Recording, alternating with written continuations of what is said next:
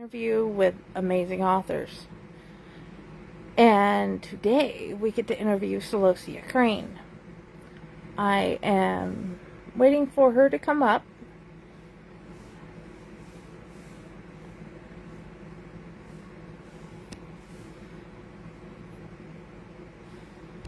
And there she is.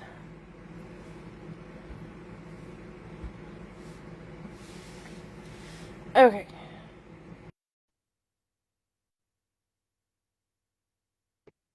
We're waiting just for... There she is. Hello, lovely lady. Hello, can you hear me? I can hear you. Can you hear me? Yes, and no feedback. Yay! And you look amazing. Thank you.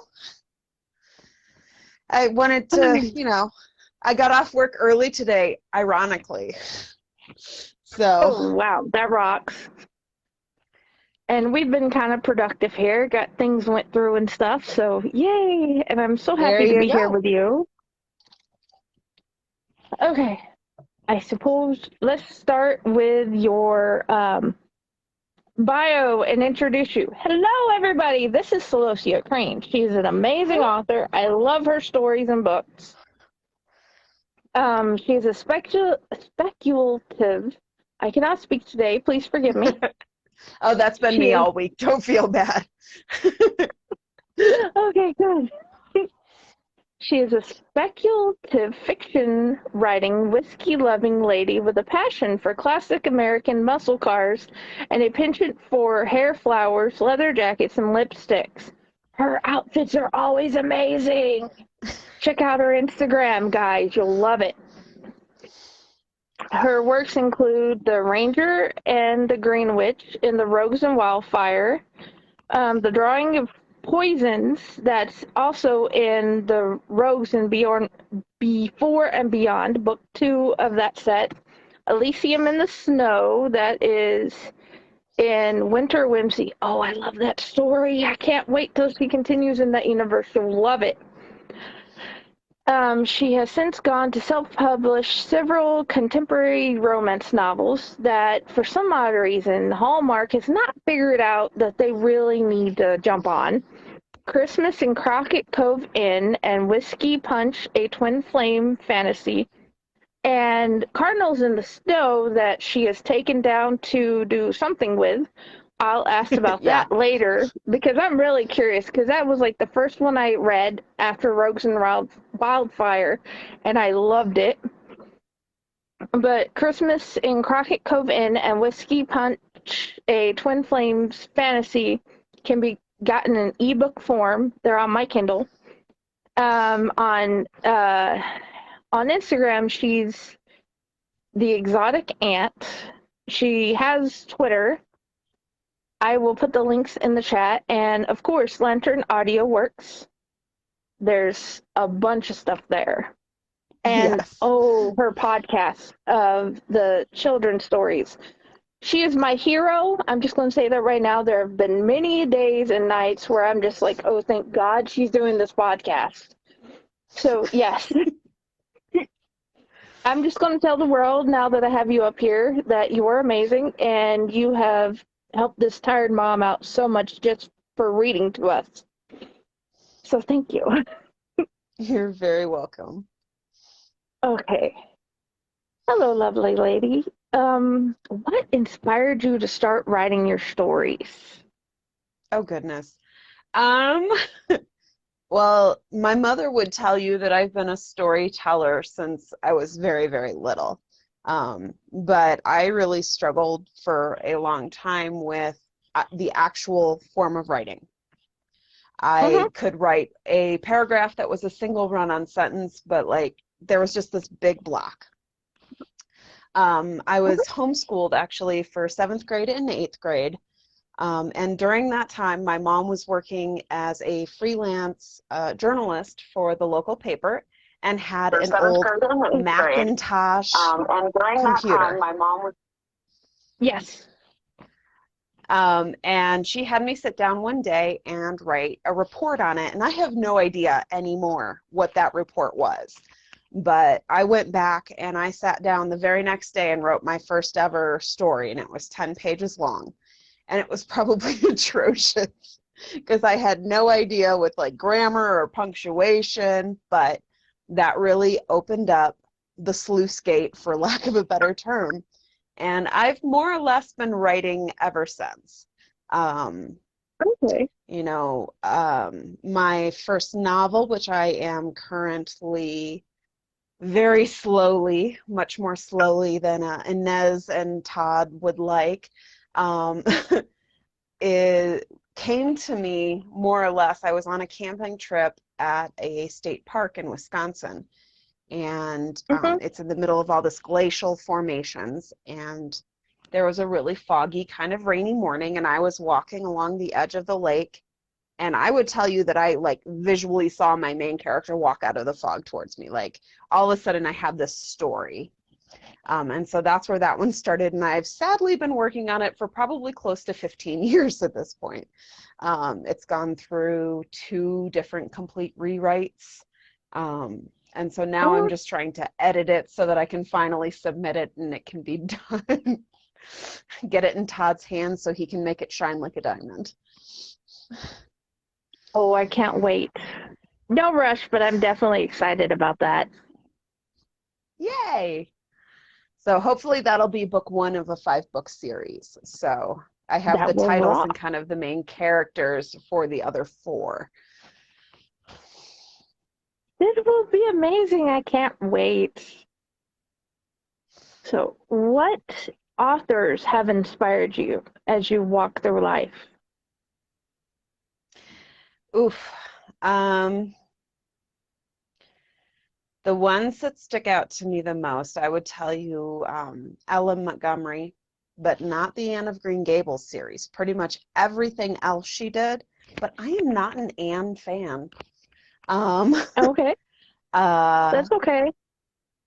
yeah, I just find her other stuff more interesting. Maybe because it's less read. I don't know. Um, who else? Definitely Jane Austen and Charlotte Bronte. I started to read them when I was in high school. I still remember the first time I read Jane Eyre. I had hit a fairly critical point in the book on the school bus on the way home, and I would not stop reading as I got off the school bus and walked up our driveway. Like I was literally, my nose was in the book because I couldn't put it down. Um, Been there, done that. yeah, yeah. I would say fantasy author-wise, I am a huge, huge fan of Madeline L'Engle, Oh, me Wrinkle too. in Time, excuse me. Also, Robin McKinley. She did The Blue Sword is probably one of my favorites of hers. She also did 2 different Beauty and the Beast retellings, about 20 years apart. The first one is called Beauty, and then the other one is called The Rose Daughter, and they're vastly different stories, but they're both very beautiful and very fascinating to me. Who else? Garth Nix, with his Abhorsen series, which if you're not familiar with that, you need to read it. The first book is called Sabriel. Very, very, very good. I think you personally, Jenny, would really enjoy it. I need to just get you to give me a list of books to read. Yeah, I've been rebuilding some recently, and my sister reminded me that the website Thrift Books exists, and that was a very dangerous thing. But Oh, yeah, it's there are certain one of the books books. you've read recently I had to get for my kids and my sister kids. So yeah. Which one was that? The one with the girl and the dragon and the one that was eating the princesses. Oh, Suni and the Dragon. Yes. Yes. Yep. Yeah, I love that one. I was so excited when she came back and gave me permission to read that for the podcast. So That rocked. I could list a whole bunch more. I'm basically just trying to visualize my bookshelf in my head right now and like think about the titles Okay. that are on there. We could talk for hours on books alone, huh? Oh, we absolutely could. I'm actually Okay. recently trying to get back to reading because I've been in a reading slump for, I would say, several years now. Um, just life getting in the way and trying to find that joy again. So, You'll find it. You just got to find the right book. exactly. And I've got one that I'm really excited. I've read it before, but it's been years and years. And so I'm really excited to pick that one up and revisit it, but I keep finding reasons not to actually start it, which I need to stop. Oh, yeah. You just need to sit down in your comfy place and just start. Yep. And that is actually, it's really interesting because they're based on Arthurian legends. And Ooh. it's apparently a 10-book series, which my sister is working her way through. She's the one who kind of reminded me of it. But Okay. he's the guy, the author is a history professor, I want to say in Wisconsin, and he specializes in the Arthurian time period. And he wrote these books and he created this character who is the squire to the knight Sir Gawain.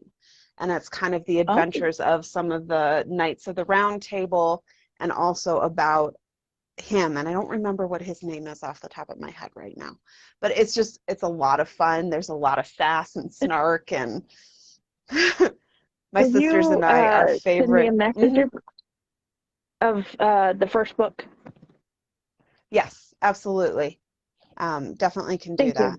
you. Yeah, my sisters and I, our favorite one of the ones that I've read, that we had Mhm. read at that time, it's the third book in the series. It's called The Savage Damsel and the Dwarf, and it's based off of the Arthurian story of the Kitchen Knight.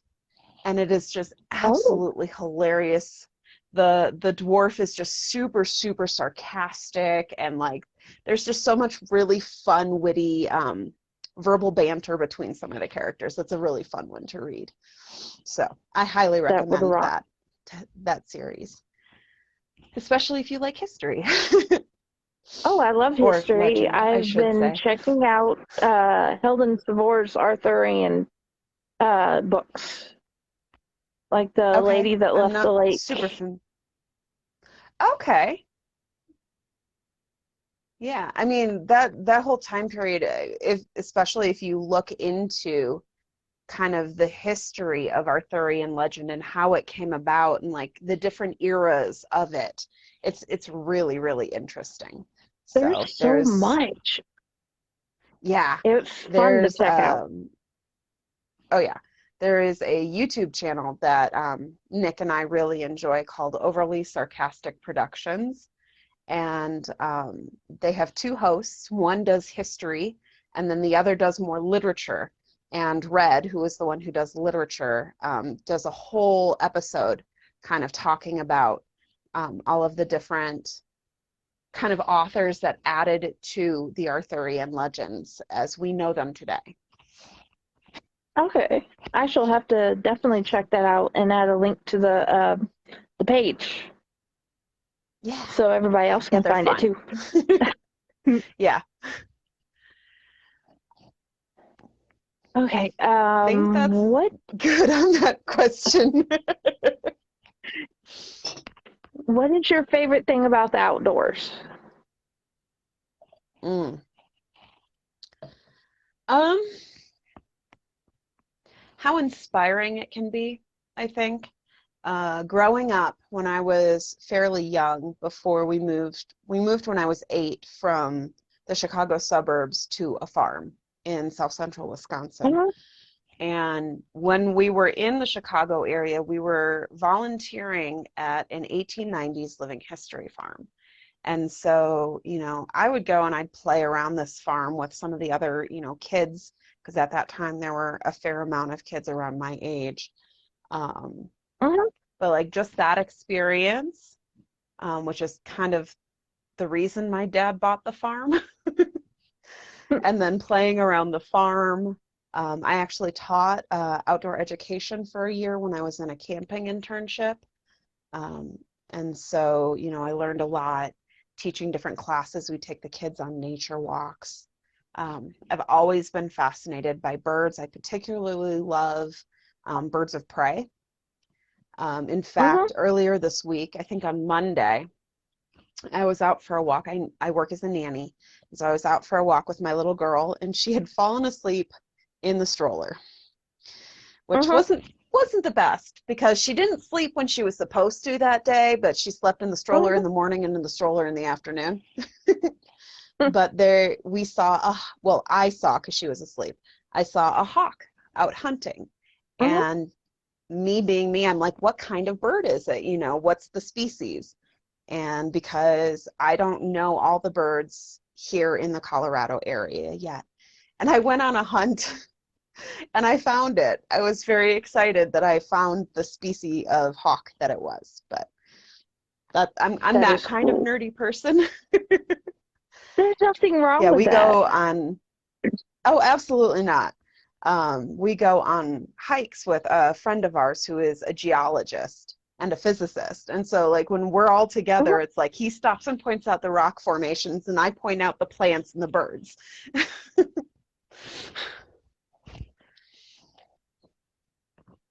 That, yes, I have loved the videos of you guys showing the places where you're camping or walking or just hiking, Hmm. whichever it is.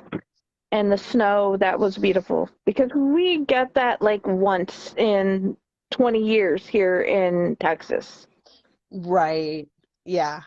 Yeah, I have family in Houston, and it's like anytime they get snow, it's like the hugest deal because you guys don't get it It just normally. doesn't happen. Yeah, that was the Oh, last one we did. Was we went up into the mountains to Estes mhm. Park, which is where the Stanley Hotel is. And Yeah. being the horror person that you are, do you know what was inspired by the Stanley? The Shining. Yes, yeah. So we actually did the tour of the hotel before we left on Sunday and got to see the room that Stephen King stayed in, and it was really, really Did cool. you And get it's a any pictures? beautiful building. Um, I think we got a couple pictures. Nick took some video. It was actually snowing that day. And so he did Oh, this okay. little video of two writers in a snowstorm at the Stanley. This isn't going to go well. That But is yeah, awesome. we got a few pictures. We kind of were going up there just to get away for a weekend and kind of relax and spend some time together because he works nights and But I the work snow days. there had to be beautiful, so I figured that would be a great thing to have a picture of, even if you just take the picture, print it, and put it on the wall to remember. Mm-hmm. I know we did get some pictures. Because of his work schedule, I usually get up earlier in the day than he does. And so Mhm. I had gotten up fairly early Saturday morning and walked down into the town and found a coffee shop and kind of did a little bit of hiking and got some pictures of kind of the big peaks that are around there because it's right on the edge of the Rocky Mountain National Park. So Mhm. that's another reason we want to go back up, is so we can actually go into the park and hike and do some of that. So definitely more pictures will be forthcoming. That will rock. Um, how did you learn to make such beautiful flowers?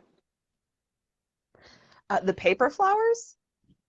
Yes. Um, I was thinking about that because I was like, what even inspired me to like be like, I'm gonna make my, because I learned how to do it because I'm gonna make my own wedding bouquet. So we're getting married in Mhm. September, and I decided I want to be more creative and I want to make my own wedding bouquet, but I don't want to just do it out of silk flowers.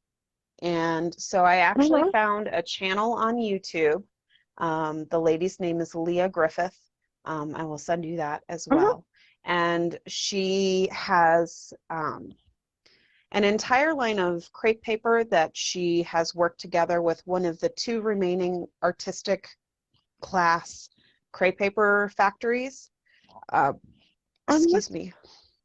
And she has several kits that you can get that come with all of the instructions and the paper and everything you need.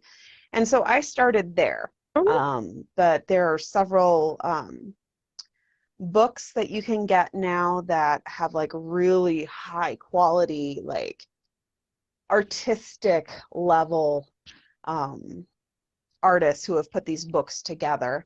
Leah Griffith is kind of the jumping off point for a lot of people from what I understand. But she has a whole YouTube channel, and she does a lot of kind of tutorials of how to put these flowers together. And I kind of started there and then just practice and spending probably more money than Nick would prefer on supplies.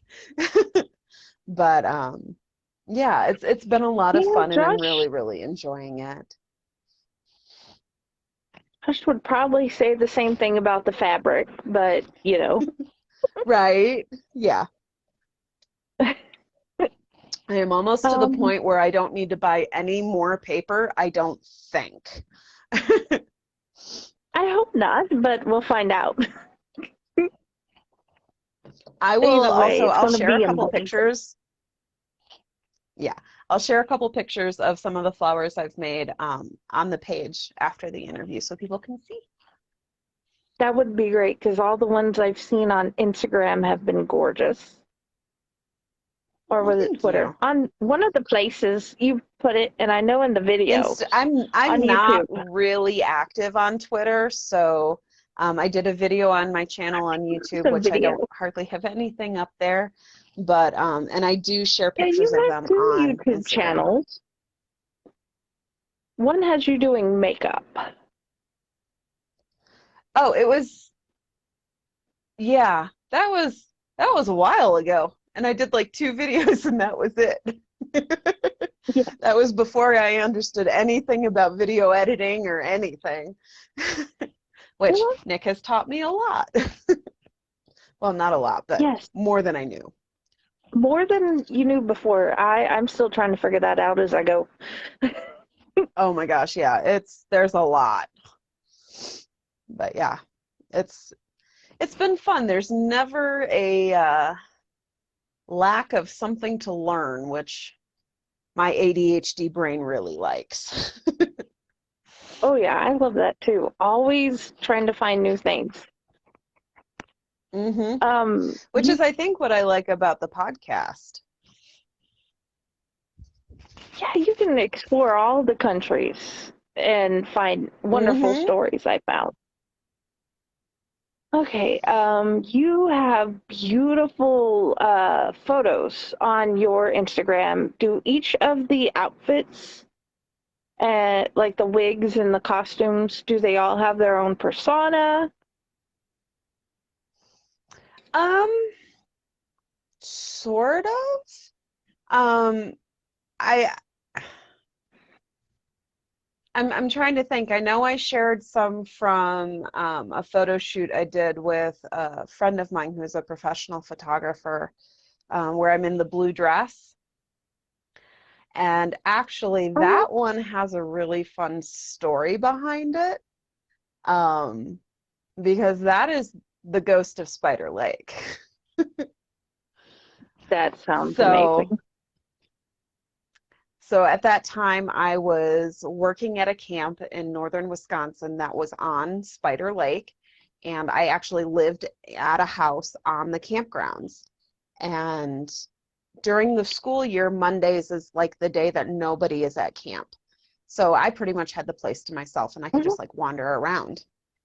And I had just finished putting together this costume. In my brain, it was kind of going to be like Lady of the Lake, really mysterious. And I put it on, and I did all my makeup and everything. And I'm like, you know what? This feels really good. I don't want to take it off right away. I'm going to go for a walk. So I went for a walk along the lake shore. There happened to be a guided walleye fishing trip on the lake. And I had this cape that was made out of 7 layers of tulle that were all like stacked on top of each other.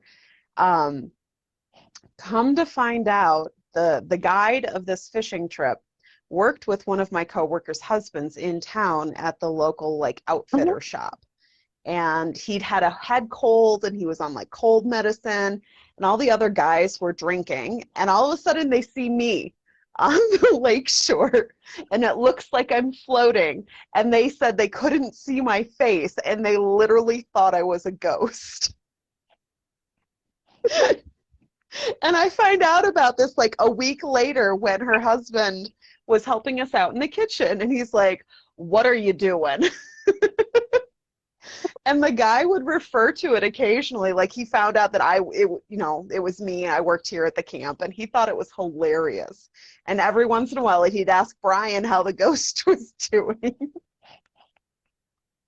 That rocks. Yeah. That would be like So sometimes an they interesting do. thing to do. Right. I didn't intend to do it. So a lot of my costumes will have like a character feel to them, but won't be like a fully developed like cosplay character in their own right. Okay. When I met Nick at Todd's wedding, I was a steampunk pirate. And, I have That was a also great kind outfit. of yeah, it was a lot of fun. I made the skirt and the bustle out of curtains. Great way to get cheap material, by the way, especially if you need several yards of it. That's the first one. Well, not the first one I've heard of doing that. Lindsay Sterling ended up doing that for one of her music videos. Oh, very cool. Yeah, so that's where I went to get the material for that, and I figured I could get, something that looked like damask or, a little nicer of a material. I also have just kind of a Renaissance-y pirate, complete with the hat, which I think I wore in that too. And then I have kind of my Little Red Riding Hood Hobbit type character, which that started also at the camp up north, when one of the ladies walked up to me one day and she went, "Do you know what you need?" And I said, "No, but you're going to tell me." And she's like, "You need a red cape, and then you need to go into the woods in the winter and do a photo shoot." And I'm like, "I absolutely do." So I still haven't gotten to go into the woods in the winter to do the photo shoot, but I do have the red cape. That would be definitely gorgeous. There's so many things you could do with all the outfits you have. Oh yeah, it's a lot of fun. I've noticed the vintage outfits you've had, and then the long dresses and stuff. What drew you to the vintage outfits? Made you fall in love with that style? A lot of it was, it kind of suited my body really well. The shapes and the styles. I love the 50s makeup because it's super simple. Like I could literally put on black winged liner, red lipstick, and I wouldn't need to do anything else. And I don't usually wear makeup every day. So I liked that factor about it. I mean, I grew up watching a lot of the old movies, a lot of Doris Day, a lot of Marilyn Monroe, and that. We actually did not have a television at our house. My father was trying to keep from repeating what his father did, except that instead of sitting in front of the TV all the time, my dad sat in front of the computer. So I didn't have TV growing up. So like when we would go to my grandma's, we would watch a lot of the older programs. And I'm going to blank on it again, but there was a music program that she watched that did a lot of like big band with dance numbers, and so I would watch that with her too. So some of it was, I've always kind of felt like the fashion of my age, for lack of a better term, never really fit me very well. And when I started to get into the vintage fashion, it really helped me come to a place of peace and the starting of love for my body again, really struggled with some self-esteem. I was bullied pretty heavily in 6th grade, which is why I was pulled out for 7th and 8th grade. And so just some of those body image issues, I felt beautiful in the vintage clothes, the vintage styled clothes. Most of them were reproduction, because it's hard to find true vintage in my size. But yeah, so that's kind of where that came from. I still dip into it occasionally. I still have pieces I've held on to. But I've kind of turned it into my own style at this point. So touches of the vintage You have a with beautiful touches of style. rock and roll and punk. Well, thank you. You're always beautiful. And I hope you feel that now. I do, definitely, more so than I used to. Okay. Yeah, that's hard to do at times. Yeah.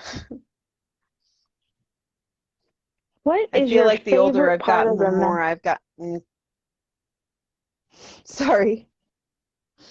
You continue and then I'll say it again. You Okay. feel like the older I you've just feel gotten? like the older I've gotten, the more comfortable I am with who I am and how I present in the world. So it's funny how that happens. Yes, at some point you decide you don't give a crap what they think.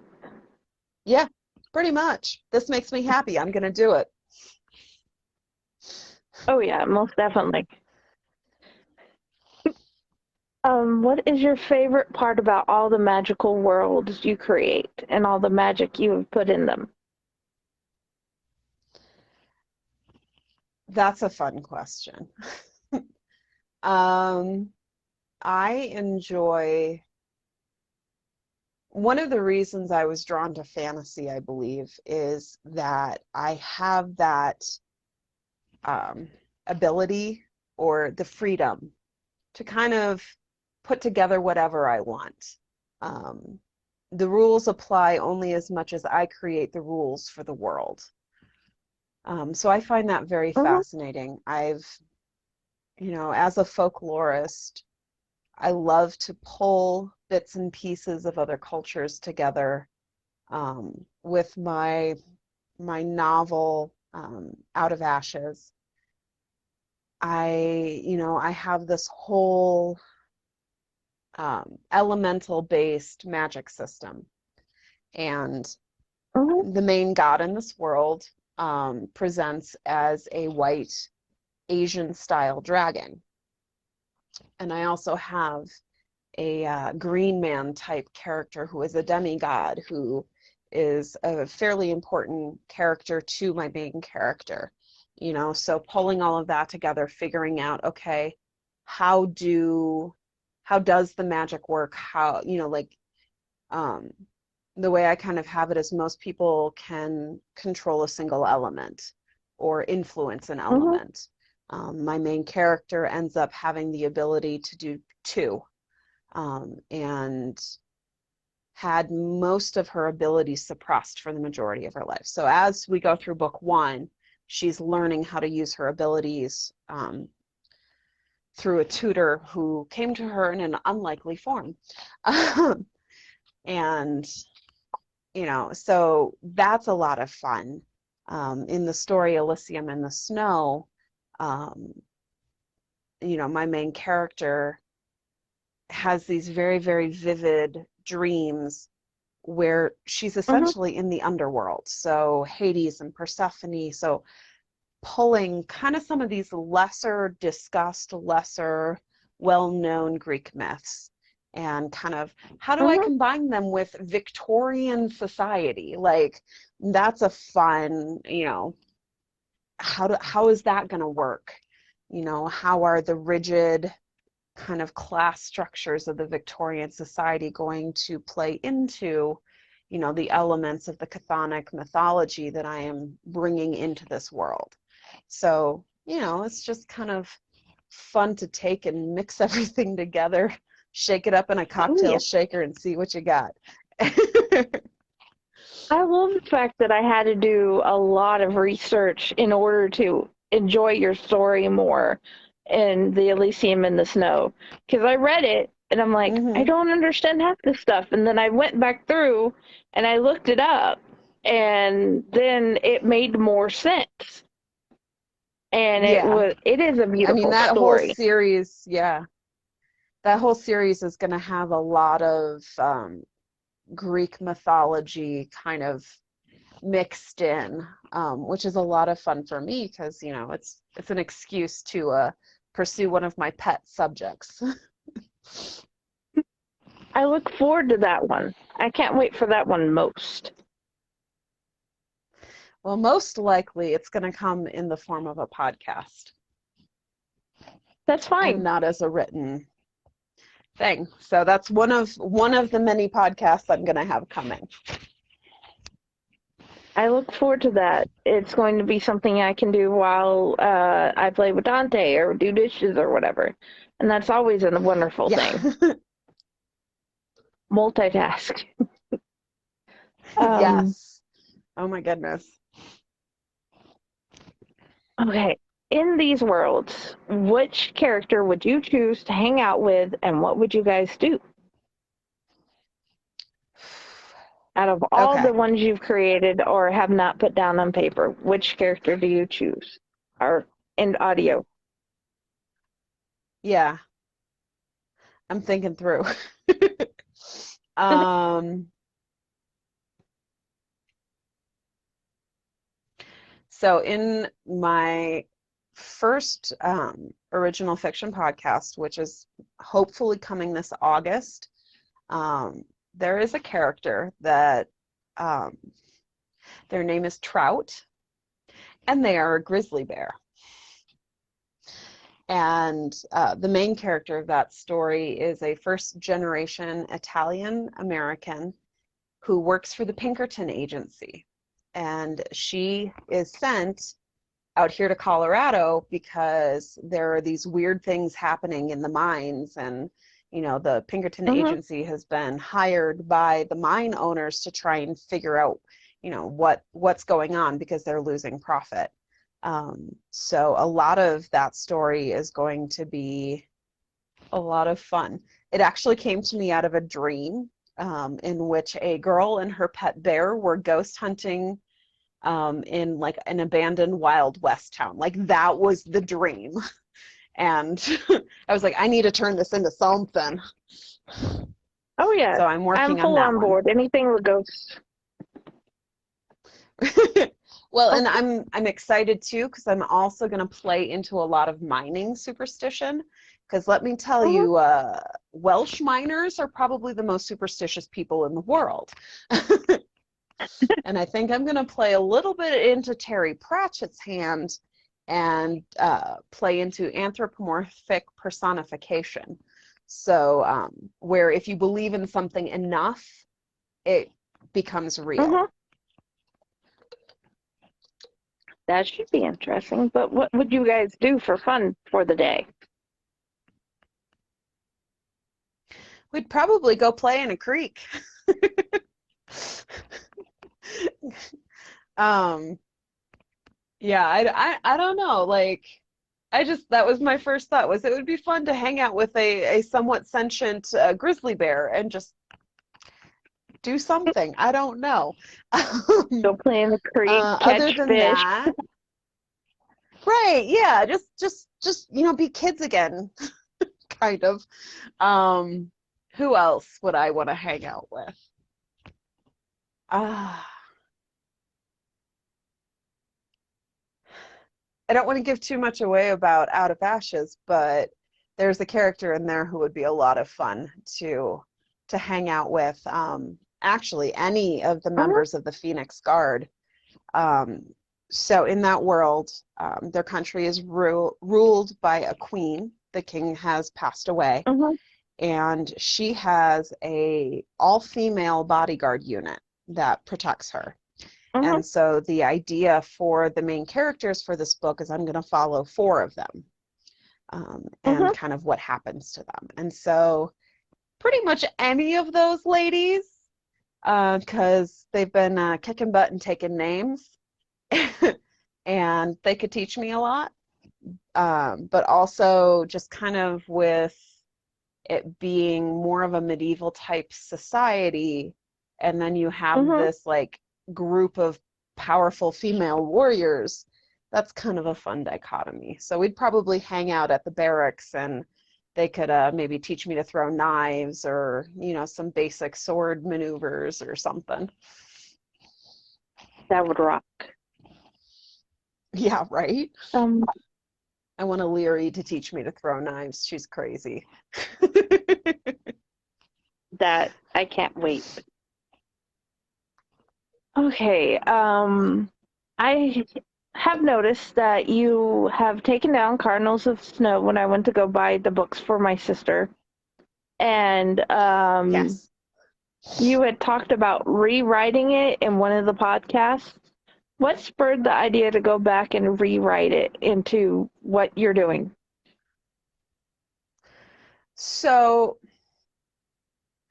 there's some pressure in some ways to create kind of more of a unified universe, for lack of a better term.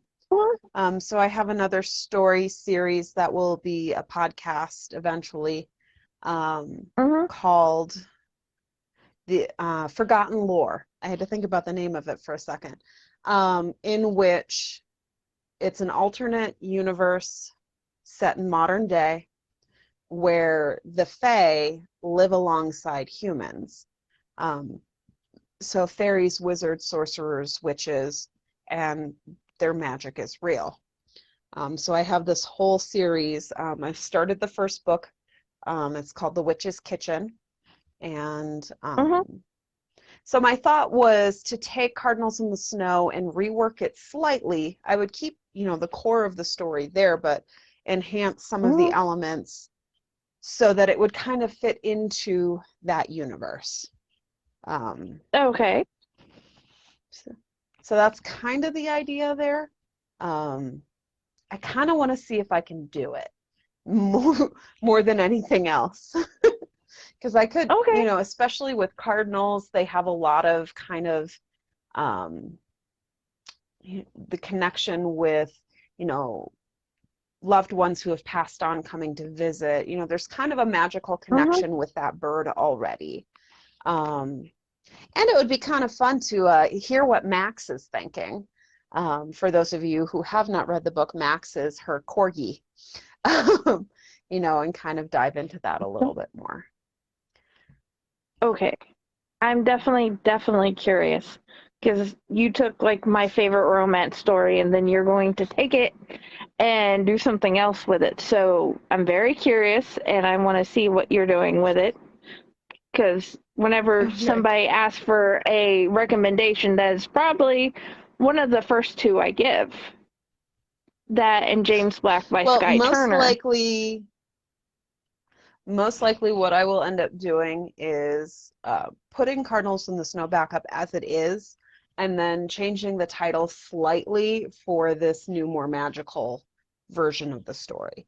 So I don't plan on completely just butchering Cardinals in the Snow and not putting it back up, but I want to see if I can kind of take it and turn it into just more as a curiosity lesson. Well, no, not butcher it, but kind of take it apart and reassemble it. Yes. Okay. Yeah. Not butcher, but, perform surgery. You're gonna slightly alter it and see where it ends up. Yes. Yeah, pretty much. But I'm proud of that original story, so I don't think that's gonna really go anywhere. It's just taking a slight hiatus from Amazon at the moment. Well, that's fine. Are you, you had talked before about fixing your original novels, the ones that you had wrote, as physical copies that we can buy on there. Is that still a thing that you're thinking about? As in, like, physical, like turning them into paperbacks? Yeah. Yes, I am. I'm looking into... I tend to like to do things myself. So I'm working on learning how to do the actual page formatting so that, because with physical books as opposed to ebooks, you kind of set the text a certain way. Whereas a lot of Mhm. times with ebooks, you have to do it so that it can be resized to fit on whatever device the person is reading it on. Mhm. So I'm learning how to do that, and then I will most likely be going through Ingram Sparks, which is the same company that Balance of Seven uses, because their Mhm. quality is just outstanding. So, and then they would be Okay. available as physical copies. I just don't know Okay. quite when that's going to happen. I look forward to it because yours are worth holding. Well, I thank hope you. you take that as a compliment. I mean it, as I mean it. So I do. then, I do. okay.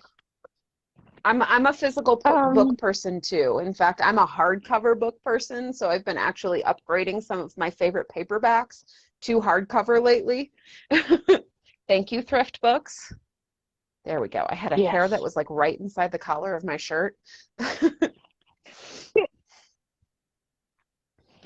Okay. What are your goals with Lantern Audio Works, and what are, what should we expect in the future from you in Lantern Audio Works? From me in Lantern Audio Works, well, I will be continuing with bedtime stories. I definitely have no plan to stop that. I actually have through, I think, February of 2023 scheduled out. Like, I know what culture, if not what stories, I will be doing each month for that. I'm Mhm. actually in the process of trying to record ahead so that I don't end up, Mhm. skipping entire months like I did in February. Um, and that way, also, when I do need a mental health break, um, it's not going to affect the podcast. Like, episodes can still go up as normal. So I'm working on that. And then Wild Contingent will be my first fiction podcast. Right now, we are looking at August for the release of that. I want to say I have about 6 or 7 more vague story ideas for fiction podcasts also coming. The plan is for Lantern Audio Works, we're going to be focusing on podcasts. We had tried audiobooks a little bit, but we liked having more creativity than Audible was allowing us. So, Yes, that I can with the understand. ability to There is a put like, major difference. yeah, like, mm-hmm. Yeah, and sadly, a major difference between how they treat indies as to how they treat, the big five audiobooks. Mhm. So we are going to be doing that. I know Nick has 4 or 5 he's working on right now. Mhm. Brimstone season 1 has just come back out again. And then I believe Spaceman is going to be his next fiction podcast. And he's got Brimstone season 2 is coming, and more Old Bob, and um, he's got a couple more that he's not ready to talk about yet. So, but they're coming. So, and I'm going to be doing Forgotten Lore. Originally, I had pictured it as a 7-book um, series. So I think what it'll end up being is a 7-season podcast. And instead of writing a novel, I'll write each book as a podcast series. And I Okay. also have um, The Children of Nyx, which is the continuation of Elysium in the Snows universe. That is going to be coming, as well as I'm sitting here mentally thinking. um, Mhm. Wild Contingent. I have a series that I've been playing with for a long time that takes place in the world of Out of Ashes called The Bard Tales. Um, and that Mhm. one's going to be kind of, the bard is going out and he does his traveling, and then he comes back and he's like sharing stories with the queen. So Mhm. I don't have any specific like folk tales that I'm looking at exploring with that one, but that's kind of my idea for that is like he's going out and he's experiencing the stories of different folk tales or maybe different Brothers Grimm stories, and then coming back and telling them to the Queen. So I know I have one or two more, but I can't think of them right now. But yeah, there's going to be a lot coming, basically. So, and yes, you'll be able to listen to them on the website, lanternaudioworks.com. That also has links to our YouTube channel, our Patreon, our Twitch. Punks in the Library is going to be coming back as a Twitch show. It's not going to be just a podcast anymore, which we're both pretty excited about that. We've got a meeting this weekend to kind of hash out the final details so that we can announce our return date on Punks in the Library. But yeah, I think that's more than enough at the moment with us both working full-time jobs. Oh yeah. I look forward to all of those, but then again, you probably knew that. I'm a diehard fan. We appreciate you very much. Are you a plotter or a pantster? Oof. I am definitely more of a pantser than Nick is. Nick is very much so a plotter. And I tend to be a big picture plotter. And then once I start writing, the characters send me off into another direction. So, some of it is as they develop, as you write them. Well, and that's kind of why I'm like, okay, this is kind of my general idea. Yeah. They choose to go to the Bog of Eternal Stench instead of where, or I don't know. It can be fun. Oh, yeah. But yeah, like a lot of times I will get into a flow and just, my brain is going so fast, my fingers can barely keep up. And sometimes by the end of that, I have a completely different direction. Most of the time, it's a better direction than the original idea. Sometimes it's not.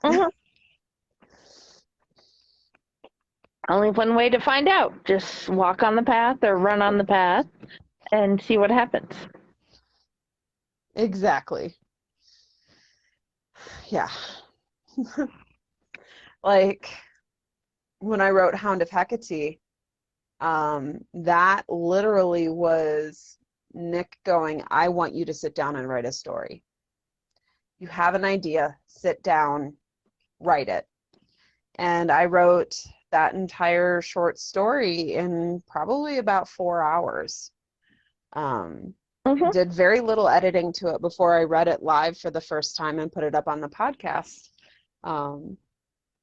At this point, it's not on the podcast anymore because it's going to be part of my Tales from Port Apollo, which is, that's right. I have two different podcasts that are going to take place in the Elysium in the Snow universe. One is Children of Nyx, which will follow Macaria. And then the other one is called Tales from Port Apollo, and it's just going to be like a collection of short stories of all these different maybe minor characters from the other podcasts, but things that happen to them, stories that they experience, like the Hound of Hecate was. That's the plan for that one. And that one's still on my phone. Yeah, you got it before it disappeared. Yeah, it was there, and I'm like, okay, I can have it. Great, I'm gonna get it. I was actually pretty proud of the soundscaping that I put together for the back of that one. That was fun. It was the first time I tried to do that. You did an amazing job. Well, thank you. And it was also the first time I tried to do like voices. Oh, I see what you're saying now. You got the cow version of it. Yeah. Because she had two versions up, and I'm like, but I want the cow. And you had got the Yeah, flowers. I like the flowers. Yeah, I got it partly because my nanny kid, she likes to, like, when I have Oh, cups that have straws, she likes to try and pull the straw out. And with that one, you can't pull the you straw can't take the out. straw. It's just sort of stuck Right. there. And then the Yeah. So valve I was won't like, well, let that's a anything feature. in, which rocks. Well, it won't let anything Yeah. out, but you can suck the air in through it, but nothing's going to get in it. I hope that makes sense. Right. Yeah. Yeah, it does. I understand because I also have the cup. I think I Yeah, actually accidentally left it at work today. But anyway, I'll be back tomorrow. you don't think they're going to get rid of it. They like you too much. No, they won't. Um, They really seem to, which I'm happy about because I'm much happier at this job than I was at the office job I had before it. you seem that way. You seem like you have life again. Before it seemed like it was just It's draining getting out of there. you. It definitely was for a little while there. Yeah, that I worked for a lawyer for 4 months. It was the worst 4 months of my life. I now work for a lawyer in a And different so, capacity. yeah, this is much better. You seem happier. I think a lot of it was um, I'm not nearly as stressed with unrealistic expectations. Um, Mhm, because when I worked for the lawyer, there were, the criteria I was judged by. Um, when I came into the position, I was literally not able to fulfill, and yet was still expected to fulfill. Um, and so that was a lot of stress. I came home crying multiple times a week because I was so stressed out about it. And when I got the job as the nanny,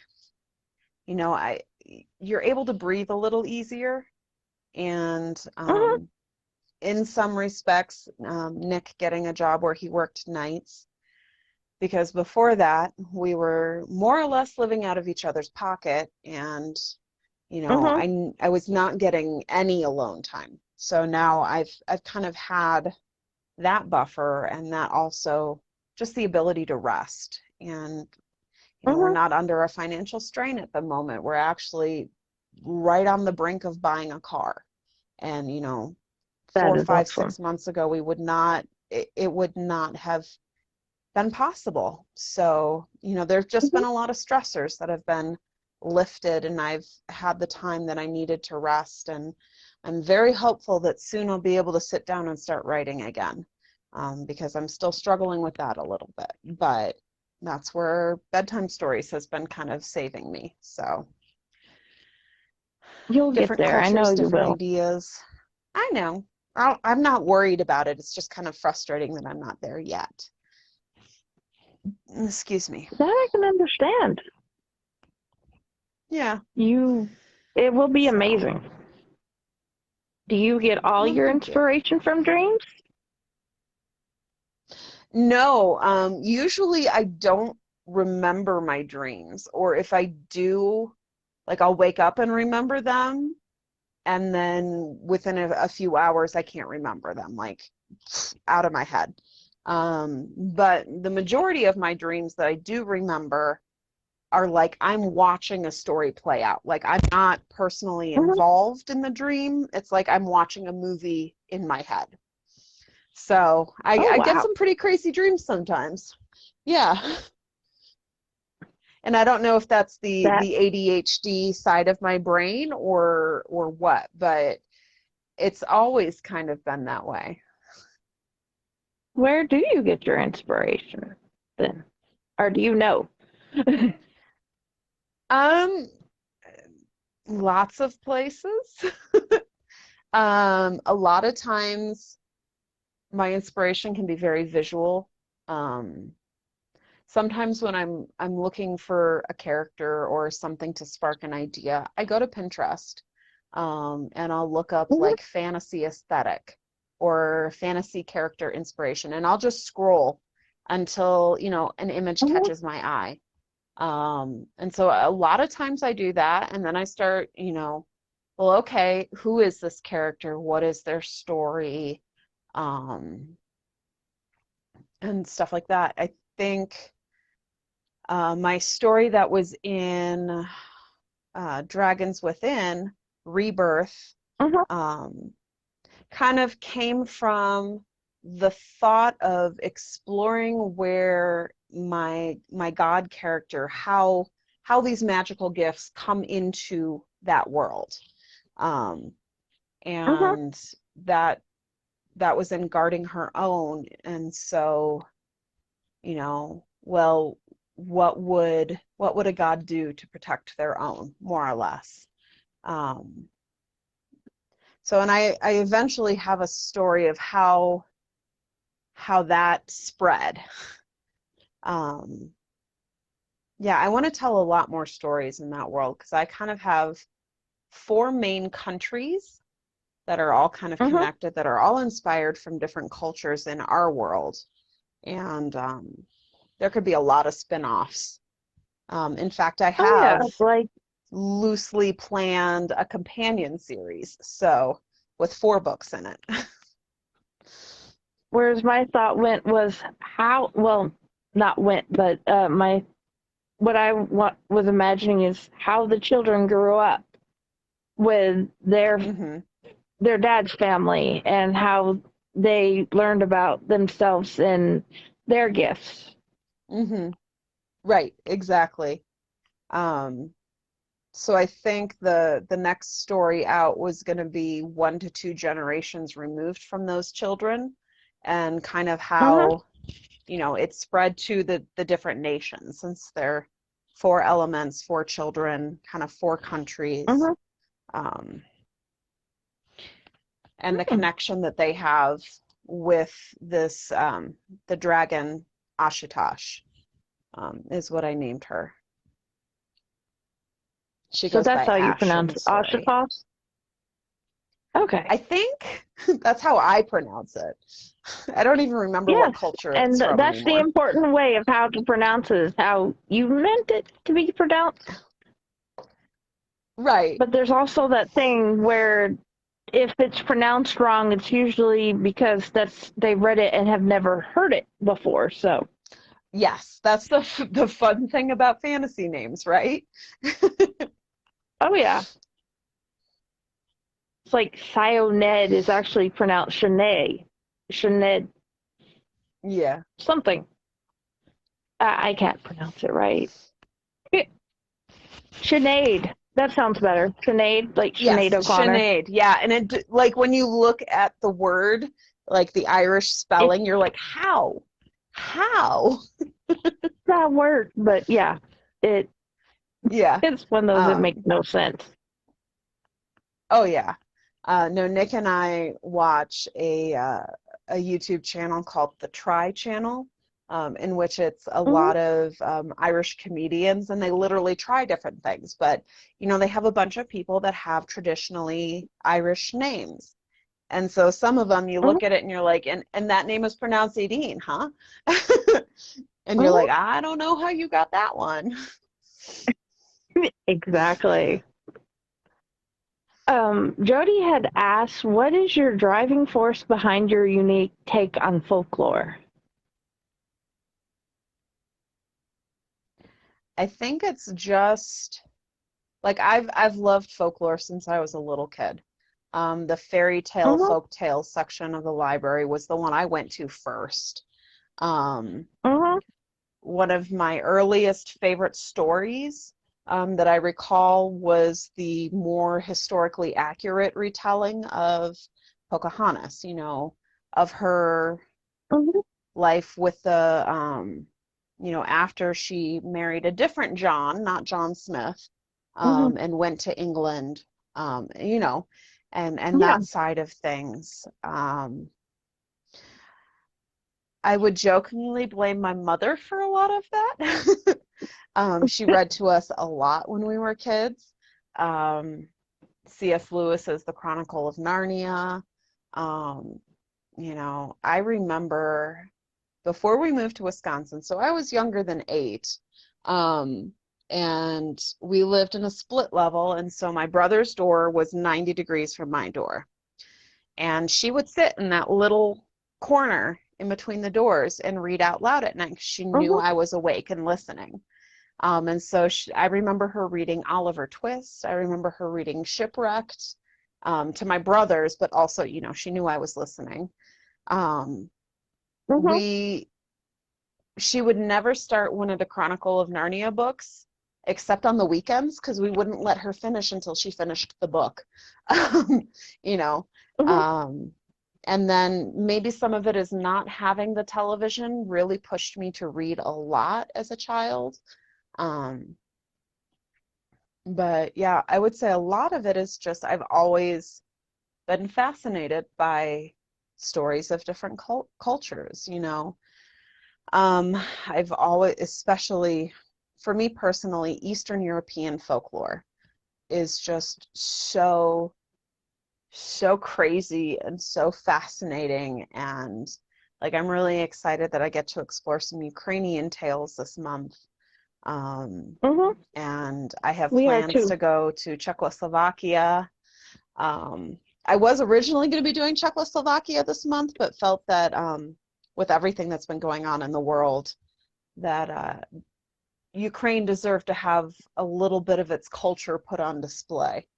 Um, Mhm. so that was partly why I changed that. So I'm still going to be doing Czechoslovakia, and it's just going to get pushed to 2023 because I've got everything else scheduled already. That works. But yeah, that's a lot of it, and a lot of it is, the more you read folklore, the more you find elements of similarity. Like every culture, more or less, has a Cinderella story. Yes. One of the oldest is from China, and I believe I'm going to be doing that one either in May or November, one of the 2 months that I do my Cinderella stories from around the world, in which Mhm. they live in caves, and she has a pet koi fish that she feeds her scraps and leftovers.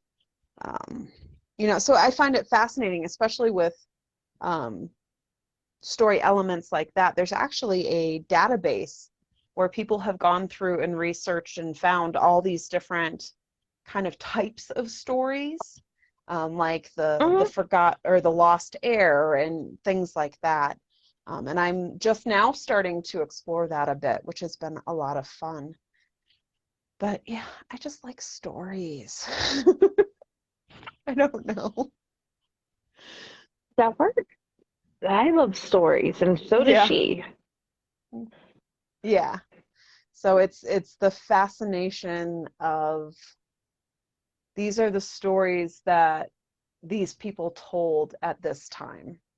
And maybe some Mhm. of that came from, pursuing an English literature degree. Generally, for me, the older the better. I would have much Mhm. rather read Beowulf than T.S. Eliot, or Virginia Woolf. Those Mhm.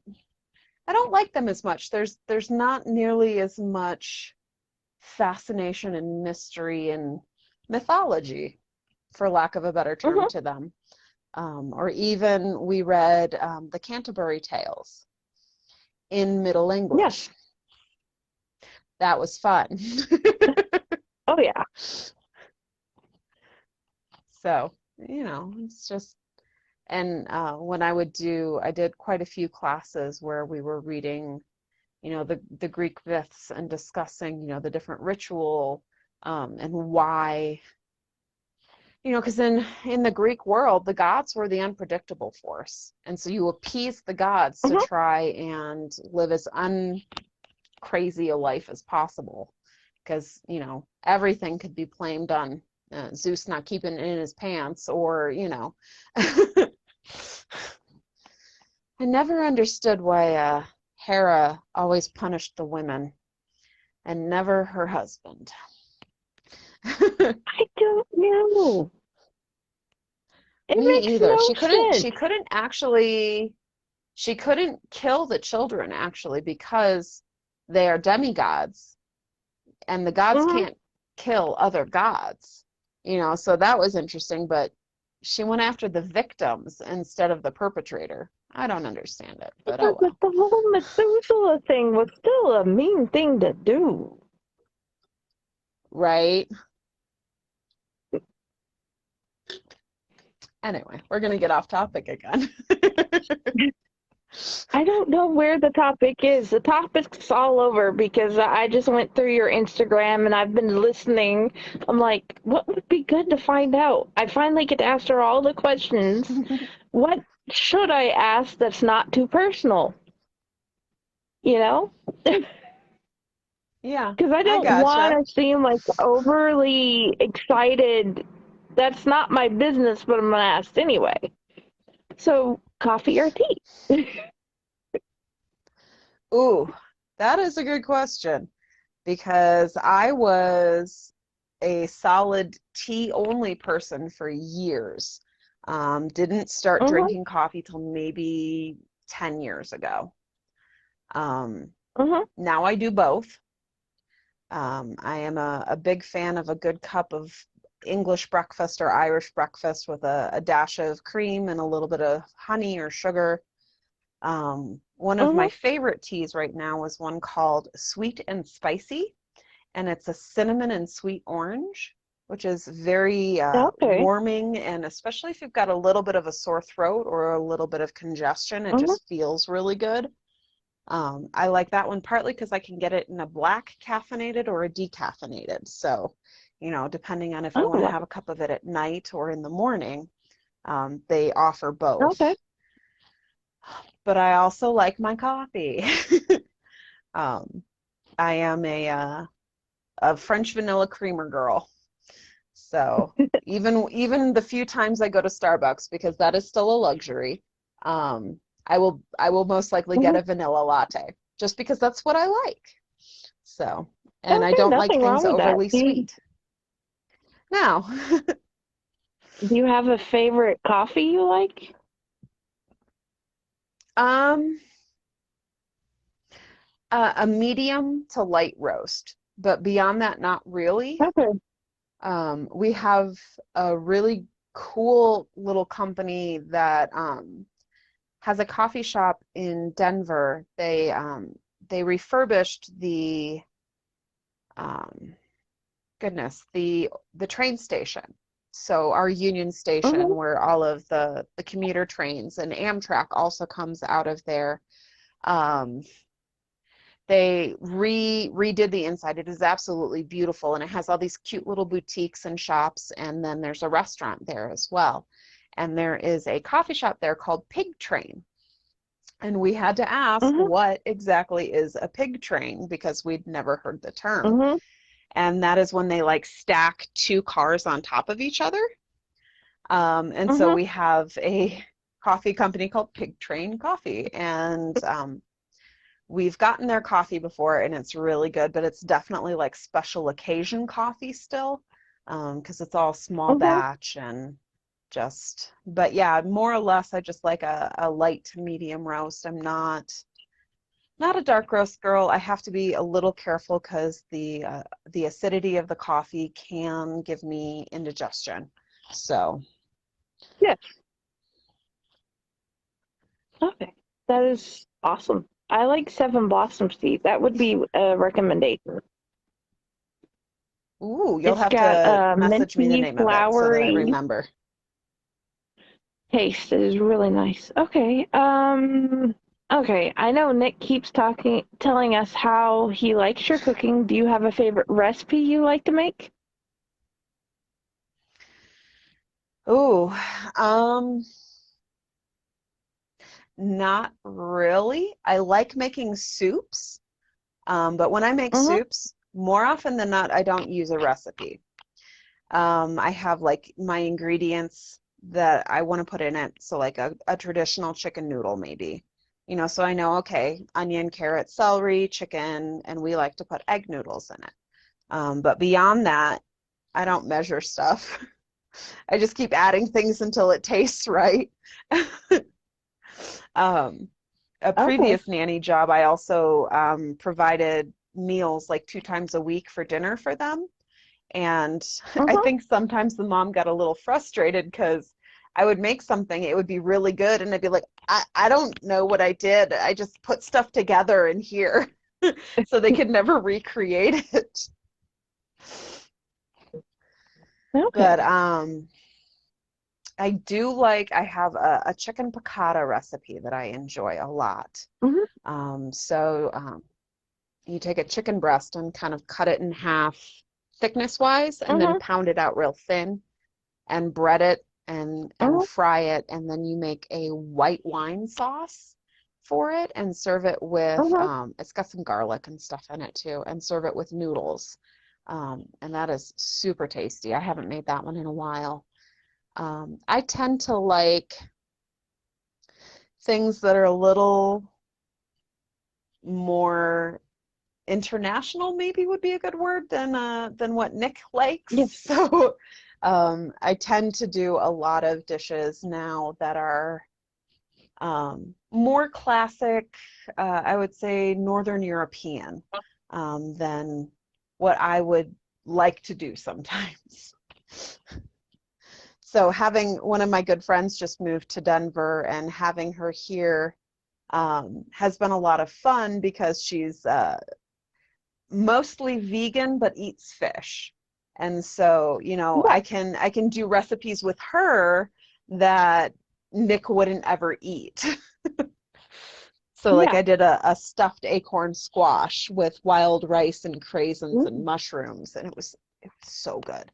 And That then sounds Brussels wonderful. sprouts with balsamic glaze, and just stuff like that that I enjoy. He doesn't so much, so I don't tend to make them when it's just the two of us. Okay.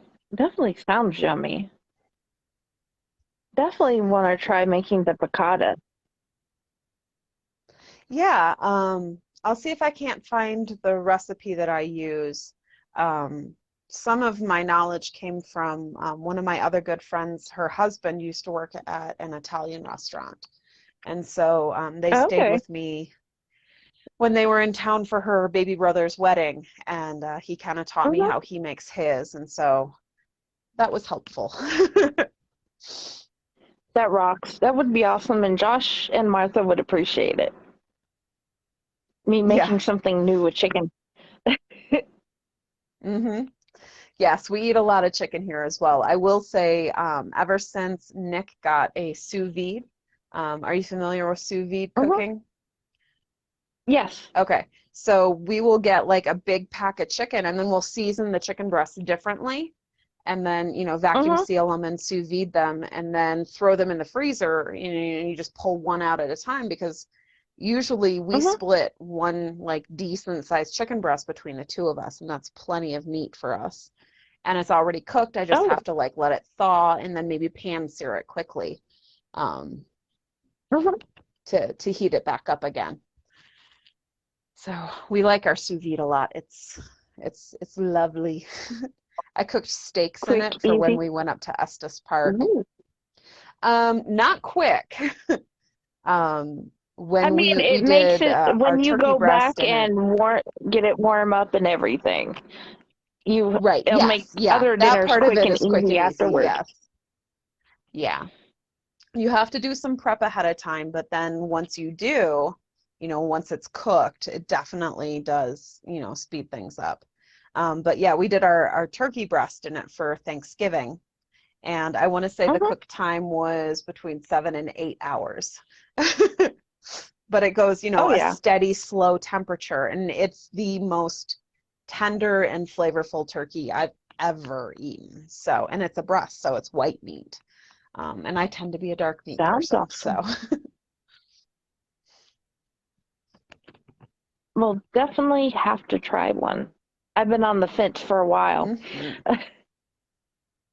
Okay, Yeah, thank you Nick so got it much. because you're very welcome. My brain just stopped, so it's been that kind of a Nick got week. it because of something, is what you were saying. Um, yeah, he's much more the scientific side of things, and so knowing it cooks it Hmm. for, he likes that part about it. So he's not going to mess it up. I think is what he's afraid of. Oh yeah, that's definitely something that you can look forward to. Not messing it up with Hmm. apparatus like that. Okay. Yeah. Thank you so much for interviewing with me and being part of the channel and being part of this episode. I've put different Very links in welcome. the chat. Where do Okay. I have all the links? The Instagram, the website, the Yep. Twitters is because I know you don't Yeah. necessarily like doing Facebook, but do I have all the other I've places I've right? been trying to back off on social media, so yeah. Yes, I believe so. Yeah, and you can throw the Lantern AudioWorks Twitter on there because that one is definitely much more Okay, active than my personal one. I have both Um, but Twitters up. yeah. Okay. Okay. Okay, and Yeah, then I have that's good. Exotic I Ant am up as most well active. Yes. Yep, I on am most Insta. active at this point on Instagram. So, trying to narrow Oh, down the amount of time I spend on social media so I have more time to write. Or at least that's the that theory. right? That is the theory. Everything is in theory, especially lately. Is Yep. there anything else you'd like to add about where to find you, what to expect, how not to cook chicken? Um, I mean, don't overcook it would be my only, because that's not very tasty. Oh You no. can listen to Bedtime Stories with Celosia Crane on our website, lanternaudioworks.com. You can, yeah, other than that, Instagram, The Exotic Ant. And yeah, those are kind of the YouTube, places I am most Leonard active right Audio now. Works. Yep, Lantern Audio Works, Twitter, Lantern Audio Works, Twitch, Lantern underscore AW. That is kind of the for Instagram as well and Twitter. So Lantern And I underscore think I forgot AW is TikTok, our but that's account. mostly Nick. Yeah, I do not want TikTok back on my phone. Let's put it that way. It ate up That is way too okay. much of my time. So he kind of Okay. runs our And I'm TikTok not going to force account. you. Thank Okay. you. I end up falling down the rabbit hole and maybe resurface 2 hours later, and that's not a good thing. Oh yeah, it's very easy to do that. Okay. Thank you so much. You have an amazing night, and you are You're very always a joy. welcome. I will. Thank Thank you for you. having me. See you later, and have a great night. And thank you guys for coming and joining us. And stay awesome. Yes, thank you. Do my Okay. best. Bye, and thank you guys.